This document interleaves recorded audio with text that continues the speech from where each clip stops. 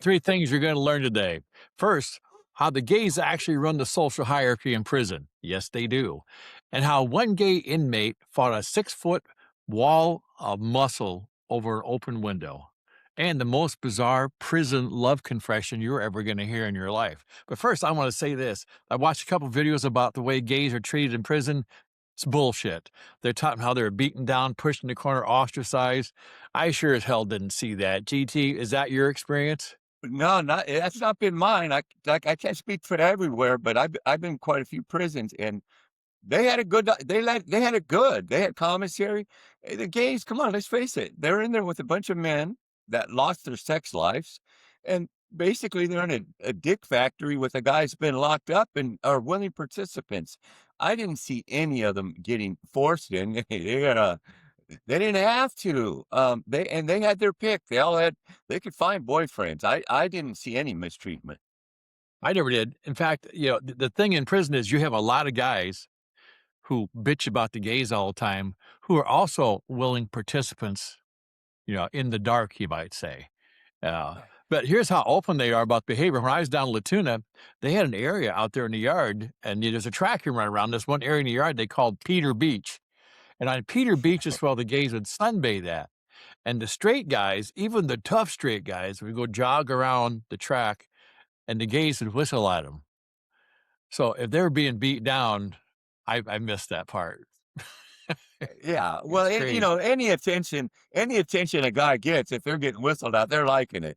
They're not, I'll admit, I'd get the gay guys checked out, and like I said, it's better than nobody checking you out. I don't know. Well, the one thing, and this is like I said, that the gays actually run this hierarchy because I know in Latuna there were some guys who for different gangs. There are groups and gangs down there, especially the white ones. And I got to tell you, the white gangs are the dumbest fuckers in prison. I mean, tell me they're not. The dirty white boys. Did you ever meet a group of dumber fuckers in your life? I never did. I Well, mean, the skinheads were pretty close. The well, the skinheads were pretty skinheads are close. worse. Skinheads are worse, but a lot of the skinheads were DWBs. Yeah. They were anti-gay and boy, that kind of stuff. And yet at nighttime, I know one of them would sneak over to where the gays were at and hang out with them. And they weren't telling each other bedtime stories, but in the daytime, it's like there's an old Ronnie Millsap song, daytime friends and nighttime lovers. That's about what it boiled out to be. They pick on them all the time, but they'd roll right over there at nighttime. So the gays, and that was powerful. They could actually run part of that prison hierarchy by using that information because those guys that wouldn't go well within their organization if people knew that. No, it was kind of like it was a known secret, though. The guys would like think nobody knows, but actually, most of the gays would go tell somebody, and then they would get, it's the prison's full of gossip. But it is kind of funny. I would always that same exact circumstance. I had like buddy, my roommate now. Yeah, he goes, well, I'm only getting head though. He goes, so that doesn't count. I said, look, man, I don't care if you're pitching or catching, you're still in the game. And he would just laugh. But that was kind of the thing is, no, I'm the active guy. I'm not the passive guy. Yeah. Well, I heard that story a lot of times too. Guys would say that there was a Mexican guy who caught with a gay dude. And he said, I was just receiving, I wasn't giving. So it's a big difference, if you're receiving and giving. You're not gay if you're just receiving. I said, wait a minute. Where'd you come up with that philosophy? If you're having contact as sexual with another dude, that's gay. And he said, actually, I said, you think about it, what if a gay dude, had sexual contact with a woman? Then he would be bi. I said, so at the very best, you're bi, like a bicycle. You need two different wheels. Oh, that's not true. Well, what's your definition? I mean, that's what it is. I mean, and I didn't care one way or the other, but these guys would make such a big deal about it, and they were always the ones with the big mouth were the ones who were partaking in the Yeah, behavior. and it was pretty much out in the open too, like at Victorville, because we had two-man cells there. We had a little Asian guy, a little Filipino guy, nice guy. He was our age, I was probably around 48, 50 at the time. He was small. He was probably 5'4", 5'5", 130, 140 pounds. Well, he had a big black transsexual, trans girlfriend, Dee Dee. Dee Dee ran the block, she was the clerk, and so they lived together, and he was sending her money, and so he told me one time, he goes, he goes, I buy her drugs sometimes, and sometimes she gets this crazy look in her eyes, and he goes, sometimes I'm scared that she's gonna want to, flip the script on him. And Dee Dee was probably like 6'1" or so. She could take him, and I looked at him and I go, well, look, man, I go, you gotta realize if you're sword fighting long enough, you're eventually gonna get stuck. And he sat there and he started thinking about it. And he goes, that's what I'm worried about. And then sure enough, 3 months later, we got locked down. You know how you get locked down and you're locked in your cell with your bunkies, your cellie for a long time. And I knew the guy who lived next door to them, and he said he's heard some awful howling coming from that cell. And he said it was just terrible, man. And I started laughing. I go, well, it must have finally happened. And Dee Dee was Yeah. probably working with a foot of radiator hose, so she probably tore him up pretty good. Yeah, sometimes you ask for more. We had, and I know we've talked about this person in another video, Candy, but Candy was a powerful inmate in that facility down there because it's a black guy who was gay and had the hormone shots, and everything, had the women's boobs and all that stuff. Had an athletic bra made out of elastic for himself, and had straightened his hair and hung down and stuff. Man, this dude looked like a woman. You guys would come in, and we were in an open dorm, Candy be on the top bunk, and they go walk and they look over there and they go, what the hell, because it did. And Candy had these young guys all falling all over him and just loving him and stuff, buying him commissary, and had so much commissary. His locker would be full. There'd be 2 bags on the floor, and the COs would say, you got to stash that someplace. Commissary, as is a big thing in prison. That's a huge thing. And one story I remember, that there was a number of stories about Candy. With one, and I talked about this before, was he had a young black inmate who was just madly in love with Candy. And Candy had this weird thing about the windows in our dorm, but we had to keep the windows open because we're on the Mexican desert, basically, and you need a breeze. But Candy hated it, messed up her hair or his hair, whatever you can call it. And so he wanted this window shut. Carter, this other inmate not very far from there, a big black guy, he wanted it open. And he didn't like Candy. So he'd open it. He's a good guy. He's a mass of muscle. And Candy would have a fit about it. And on the other side of Candy was this little Jewish guy that lived there. Short, little, fat guy, and he wanted to open, but he would argue with Candy and stuff. Well, anyway, one day Candy's boyfriend was in there, and she said, I want this window closed, and I want you to take care of this right now. And he says, yeah, so they closed it, and Carter wasn't there, so he goes back. And so a kid comes back later, Candy's having this fit.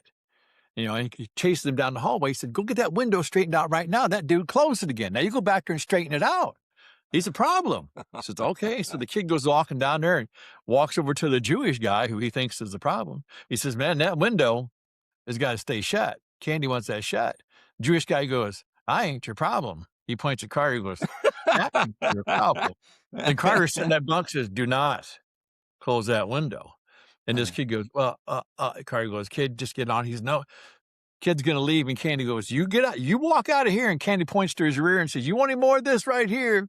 You straighten this out right now. Now everybody sees it, so the kid's forced into it. He comes walking back. And Carter says to him, says, man, he said, just walk away. This is going to turn real bad for you. But the kid says, nah, let's go to the bathroom. I thought, dumb shit. I had this guy across the hall. We had some homemade cheesecake we made out of creamer and stuff. So we each grabbed some in a candy bar. We go down to the bathroom to watch the fight, and they go in there, and it's over in no time. Carter hits this guy so hard he slides across the floor, and his head goes underneath the shitter. It had that petition didn't go all the way to the floor. This guy in there named Cowboy taking a dump, and his head slides to the door, and Cowboy goes, what the hell? And he starts kicking the kid in the head. Kid's flopping around and stuff. So the CO comes running in there. The correctional officer comes running in, and he says, what's going on in here? And Carter goes, it's over, man. It's over. It's over. Well, Candy had taken his lock off his locker and tied it at the end of his belt, and steps in right behind the CO, reaches over and hits Carter in the head with that lock right on top of the head. And Carter reaches around, picks him up, pulls him in there, hits him one time, and remember the old super balls you'd bounce around and stuff, Does he look like bang, bing, bing, bing, bing, and he slid down the wall. CO goes, "Are we done now?" He goes, "Yeah, I'm done." That Candy had Yeah, power, them guys, though, man. yeah, no, they do. It's kind of funny shit though, but that's why when I watch some of these prison videos too, and a lot of it's kind of like tough shit, and this happens to the gays. I just didn't see it, Jack. I just didn't see it. They led a good life. They got commissary. They got to turn out all kinds of straight guys, and they loved it. And all the straight guys, like you said, they thought it was a big secret. They thought they got away with it. Next morning, the gay guys would come out and tell everyone the stories, and everyone knew, but nobody would pull their cards, but everyone knew. And it was, and on the women's side, when I was in the co-ed prison, absolutely no different. Every girl in there had a girlfriend, and before there were guys there, they all had girlfriends. And when the guys came, the girls got boyfriends. But when they go in their units at night, they were with the other girls, and everybody knew it, that not all of them, I should say, but a lot of them still went in and had girlfriends. And I could speak to that. I was a witness. I was there for 18 months doing time with the women, and no different there. I think even with the women, it was definitely more open. It was more undercover with the guys. The girls, no, there was no shame in their game. That was just accepted practice in women's. Well, I think one of the things people get ideas, they see these prison things, they get this misconception about gays that if you see these TV shows, the gays are always very feminine speaking and, like this and dainty and stuff. I got news for you. We had a gay black dude on our basketball team. He's one of the baddest mothers I ever knew in my life. That guy, I mean, he'd mess somebody up. He's about 6'5", probably about 235, 240, built like a V, just a big frame. And I told you a story about the white kid that they were playing basketball, and this skinhead sitting there watching us play, and he's running his mouth like a skinhead too. If I see me a gay, I'm gonna fuck him up. He said, "I'll just do it right now. I wouldn't even wait." We're playing basketball, and this black guy, he was from Vegas, I think. He heard a couple times I got the ball. He goes, "Hey, Jack." He goes, "Yeah, let me use the ball a minute, brother." I said, I just give it to him. I said, "Here you go." He walks over to that white kid, looks at, takes that ball, then hits him in the chest with it. Goes, come fuck me up, boy. Just come on, fuck me up. He goes, "Huh?" Because I'm gay. Show your buddies how you can do it. Come fuck me up. And that kid just melted. He was in a puddle of gush, and he kind of slithered off. So when people think gay, there's a lot of them that aren't this little feminine person that you're anticipating. We come back again soon. Subscribe, say hey, give us a comment, tell us what you think, and we'll be talking to you soon. It's Jack and GT from Fed Joints to Beer Joints. We'll see ya.